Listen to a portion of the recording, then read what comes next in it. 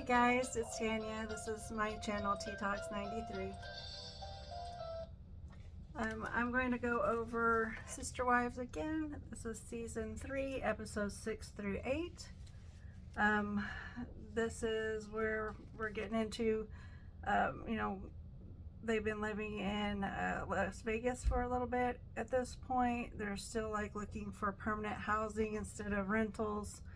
And then they're trying to find jobs still. So season 3 episode 6 is titled The Wives Diet Woes, and this one I kind of didn't appreciate this one. I felt like they were maybe grasping at straws trying to figure out some content to put on TV for the show. So the wives are talking about their weight gain after aging and having children. So Mary had the one child. At this point, Janelle and Christine each have 6 children apiece, and then Robin, she is actually pregnant with her 4th one, which is Solomon at this time.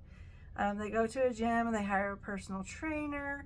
Janelle talks about not wanting to share what her weight and measurements are in the public, which I absolutely do not blame her. I don't even want to know what my measurements are, let alone letting like millions of people see what my measurements are. That's something personal and private that I'd rather not share, so I can see where she's coming from. And I think they kind of twisted her arm to get her to do this, to be honest. So yeah, I think Cody and the show pushed her to do it. The wives talk about Robin being so much smaller than them. Robin says, "Oh, Cody, he really likes curvy women. That's what he told me when we were talking one time." But you know, seasons passed, and it doesn't seem like that is so anymore. But the coach singles out Janelle, so I did not like that. He's like, "You, of all people, need to like get for real and get down to business and lose your weight, or you're gonna die," basically. And she's like, I know this." But when you're like a parent, and basically you got these 4 women pretty much living as single parents, with Cody coming in every once in a while to pretty much disturb things, not really helping, it's very stressful, and it's hard to you know, focus on yourself, eat healthy, lose weight, you know, exercise. But you know, she's like, I know I need to make the time, and I will do that. It's just she didn't really want to share it on television, right? So Janelle talks about knowing the ill effects of obesity. The wives go to the gym and they all work out with the coach. There's a Danielle that's a theology major. She had come from, I think it was Boston, to Las Vegas to meet with the Browns, and she wanted to, she was taking theology, so she was wanting to learn more about their religious practices in the AUB. So then she refers to knowing about the FLDS, which is the Warren Jeffs group, where you know, he had how many wives? Like, was it 70 something wives? And he had like, I don't know, hundreds of children or something. But he had a few that were underage, like down to 12 years old, I believe, very young kids. Basically, he was marrying kids. And so then we know that Warren got arrested, and he got multiple life in prison. So plus 20 years. I think it was double or triple life in prison plus 20 years. So he should never get out of prison. But she talks about knowing about that, and when you think about fundamental FLDS, that's where your mind goes, because that's the one that's so broadcasted across the country, and that people are very wary of. And you know, Cody, when he set out to do this show, he specifically was like, this is not the type of FLDS or fundamental Latter-day Saints religion that we belong to. We are different, and we, you know, let the women, they are adults when they choose this, and we're not finding kids to marry, and we're not arranging marriages, we're choosing each other. So he wanted to make a point about that. Brown's invited her to go to so she invited the Browns to go back to Boston, to the university, to answer questions there, and they're thinking about it at this time. So this theology major, Danielle, and her husband, Leon, has a birthday, and so they get invited to that. And, you know, I guess Danielle was a single child an only child when she grew up. So having all these kids in this party, it was a wild night for them, and she was just kind of like overwhelmed with all the noise and all the laughter. But she did say that there's so much love in the Browns family, where she was like, I don't know, is somebody gonna get left out, or are they gonna be fighting? You never know with kids, right? There were 16 kids at that time, because it was right before Solomon, and then Ari wasn't even a thought yet. Janelle's boys had come back from Wyoming, so I guess it was after the summer. They've been in the ranch helping out all summer, and then they're just now getting back and starting to get prepped to start going back to school, I guess. But so that tells you that multiple summers that Janelle's boys would go and help on the ranch in Wyoming. So that's pretty much that episode. And again, I did not care for the whole, I mean, I think they could have done it better, the gym part. Like, it's important that we need to get in and get healthy and eat right and all the things. So I think maybe he should have taught, let's change our diet habits. Let's change how much we're exercising.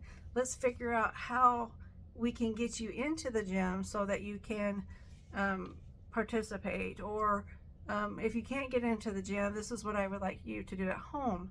So kind of give guidance to these women and that kind of thing, but not like focus so much on their measurements, on their weight, on their how many inches around their waist, those kinds of things.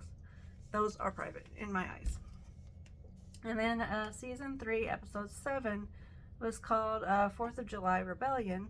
They're still in Las Vegas. They're talking about how terribly hot it is. Christine tries to fry an egg on the sidewalk, and I think she's able to do it somewhat, but it takes like 12 hours or something like that. She just kind of leaves it out there, I think. So it didn't work real great. But here in Arizona, there are sometimes they have like festivals, and they have like an egg frying contest on the sidewalk. So I've never participated. I think it's kind of weird. And like our temperature can get up in the 120s. So, I think they say add like 20 or 30 degrees. That's 150, 60. So it's going to take a while to cook. So if you figure if you're cooking in a pan, it's probably 300 or 400 degrees or more. I'm not really sure, but you can see that it would take forever. Anyway, the Browns end up going to Big Bear Lake for the holiday. Of course, the teenagers are not very happy about that, because they'd rather be in the city doing fun stuff with their friends instead of going just with the family to go camping, basically. It talks about Brianna. So Brianna and Isabel move in with Mary during this one. So season 3, episode 7.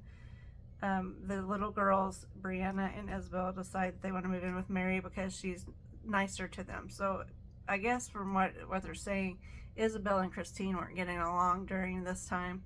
So Isabel gets mad at her and says, I want to go live with Mary for a while. She's like, I still love you, Mommy, but I want to go live with Mary because Mary's so nice. And I kind of think that maybe she's needing more attention, because Mary just has Leon in the home. Mary has more space.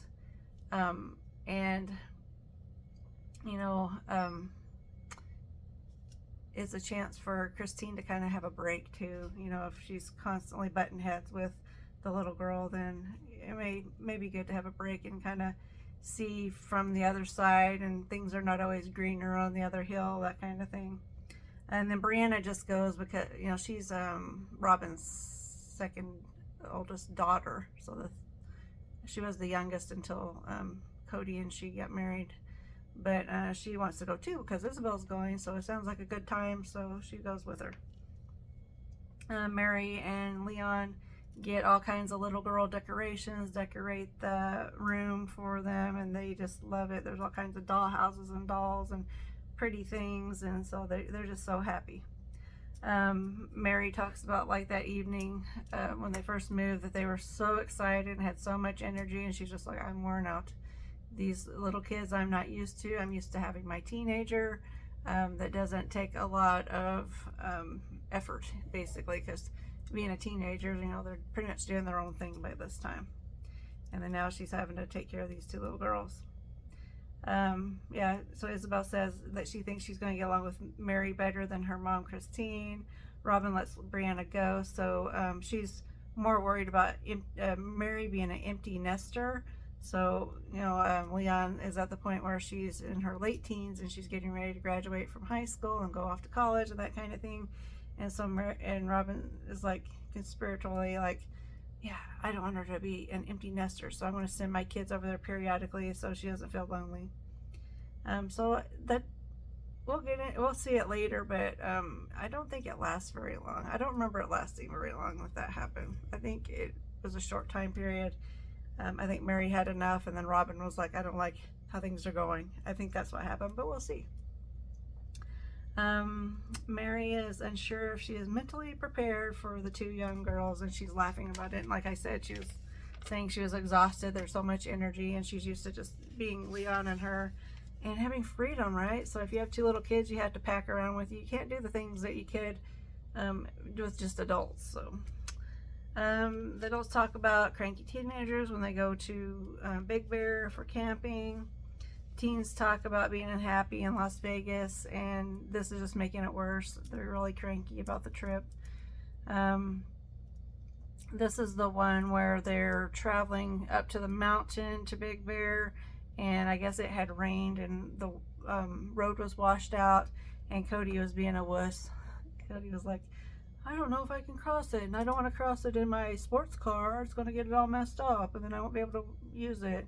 And then Christina's like, forget it, I give up, I'm just going to drive across it, whatever happens, happens. And she had like an older vehicle that they weren't as worried about, so she gets in her car and she guns it and blasts across there, and no problem. So then everybody else crosses after her, and then she was just so excited that she was the one that had the guts to do it. But Mary, for their camping, and Mary takes the kids fishing. Hunter is having some issues. So this is where I guess Mary and Robin were over, like when they woke up in the next morning, they were over there putting makeup on, and Hunter's looking at like, I want to go fishing, let's go. And he's like, why are they putting makeup on? We're camping, you don't need makeup. And he's wanting to go fishing. He's like, it's going to be really late and I'm not going to be able to catch anything over this. And then of course Janelle's like, you know, have some respect for them, they are your parents too. Or and Hunter is seeing Robin, they kind of mention that he's seeing her more as like a stepmother than one of the mothers. So it is more like a stepmother stepson relationship, and it does kind of seem, I don't know that they actually came out and said it, but it does kind of seem that Hunter feels like Robin is kind of the other woman, because they grew up with these three mothers. So for 20 years or whatever, there's the three main mothers, and then Robin comes in at the end. And so I could understand, like, maybe at that time their relationships were changing, and Robin comes in and Cody's just ecstatic, and he's like on his honeymoon basically still, and then now I think she's pregnant at this time. But you know, he's really happy that he's like got a second chance at this, and I kind of think it's maybe a midlife crisis as well. But there's a big riff between Hunter and Robin at this time. Logan and Hunter argue. They're on the couch talking, and they're like, you're being so disrespectful to the adults. Sorry, excuse me, this was not it at the couch. This is where they were sitting there at the campsite, and Logan's like trying to be the dad basically. He's like, you need to be nice, you need to be quiet, and you need to respect the adults. And Hunter's like, you're not my dad. But Logan has kind of acted like the dad, so that's very frustrating and confusing for a child, right? And he's a teenager, but I mean, I'm sure that this has been happening since they were really, really young.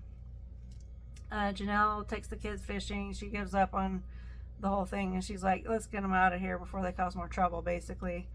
And then she is so happy at this time she gets to spend some time with Robin's kids. and she had mentioned that she hadn't got too much before, so that made her very happy to be able to participate with Robin's children. Cody, Robin, and Christine take the other kids to go skiing, and they didn't show a whole lot of that, but then they took them to get pizza, and I think there was a bunch of arguing and fussing and fighting against each other. And this is the one where I think it was Peyton that like pulled Brianna's hair or something, and so everybody's getting mad at Peyton, and then they're like, you guys need to treat them like the sisters. And this is where Mary pulls most of the kids except for Robin's kind of around the side and starts yelling at them something about like, these are your brothers and sisters, you need to treat them right. And she was basically saying, I'm so tired of this happening.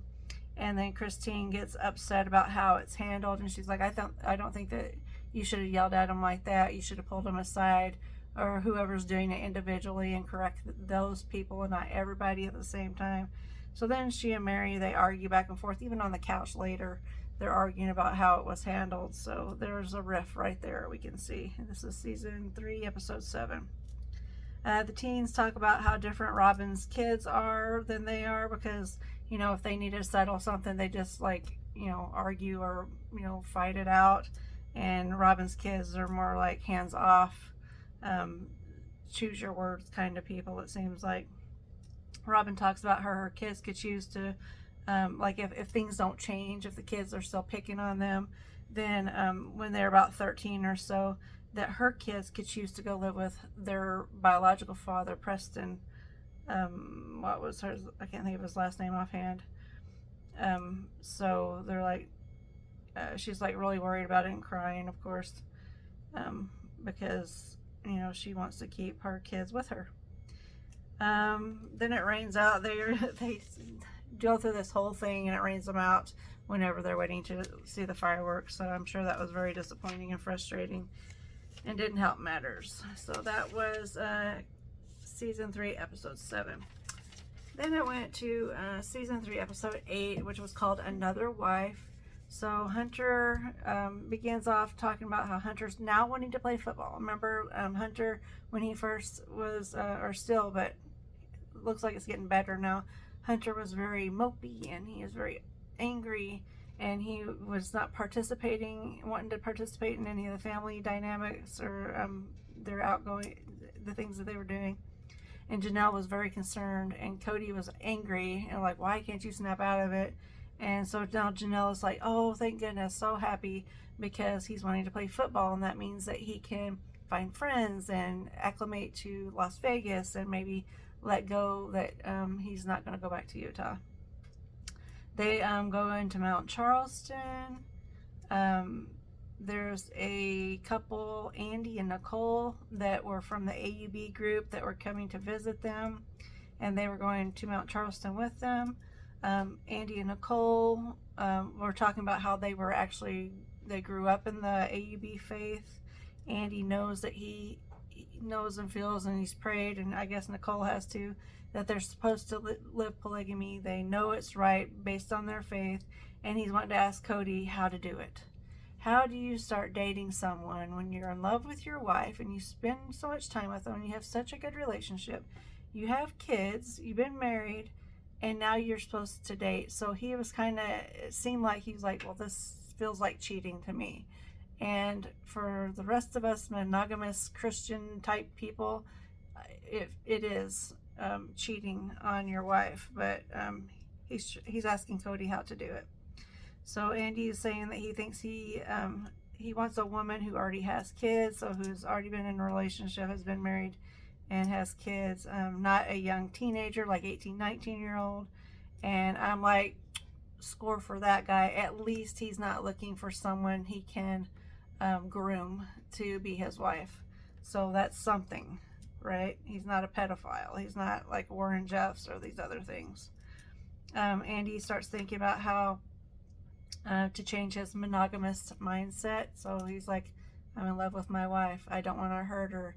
She's going to be jealous, and then she's going to have to live by herself for half the time, right? He doesn't want to hurt Nicole's emotions or being inconsiderate to her. Andy worries about Nicole being home, like I said, alone. And he's like, so she's going to be in our bed at our home alone, and then I'm going to go to somebody else's house and be in bed with them and not alone. And he's just like, how do I do that? And then Cody at this time, watch this. If you guys watch this, Cody just looks at him like, what do you mean? You're considering somebody else's feelings? So that's how I took it. And then I'm just like, oh my gosh, he has no idea. And he didn't grow up in the AUB. That's what's so crazy. He grew up in the mainstream Mormon church, where it was one spouse. And you're supposed to take into consideration their feelings, and they're supposed to be like the love of your life and that kind of thing, right? But he's just like, oh, well, you can't take into their, he didn't say it, but that's what it came across to as me. Like, you can't think of them. You got to think of yourself, and you got to think of what God tells you. Mary and Andy say that they wouldn't do it if it wasn't commanded by God. And then Cody said he would do it anyway for love. So he's saying in season 3, he loves his wives.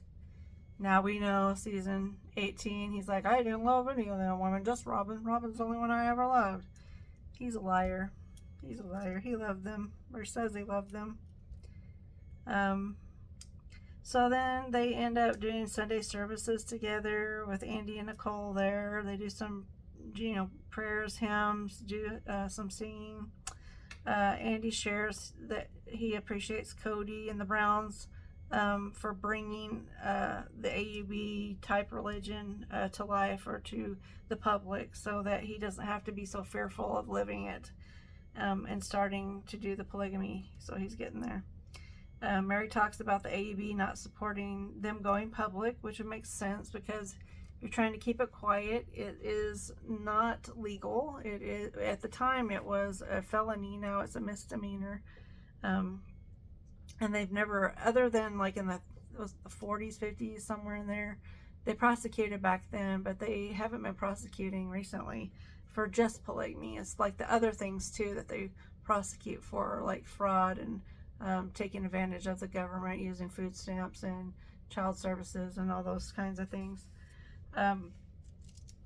But Cody speaks about Warren Jeffs and that he was marrying children, and the AUB is so much different. And I was wondering though, like, I can see like Janelle was not raised in it, so she was an adult and she chose it.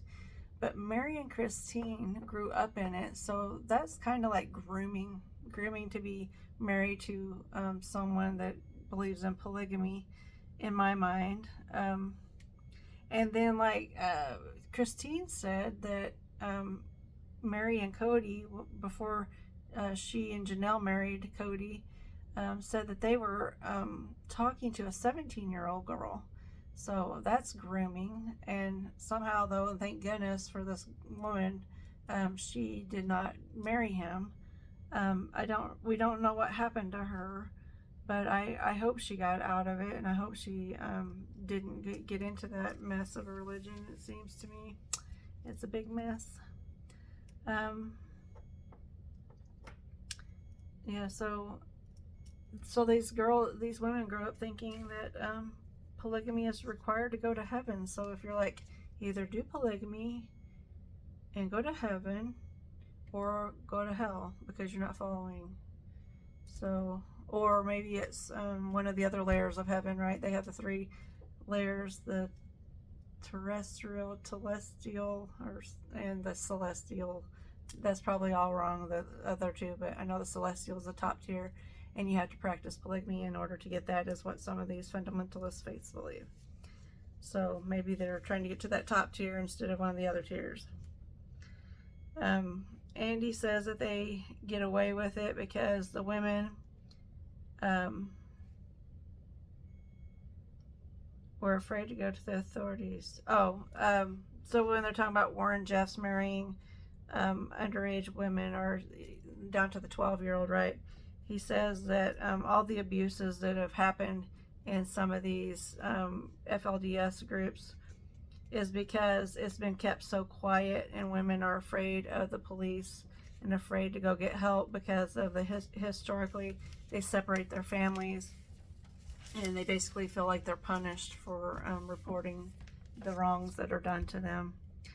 Cody talks about, the Browns talk about getting FLDS families, or like, we want to reach out to them and create a safe space for them so that they feel comfortable.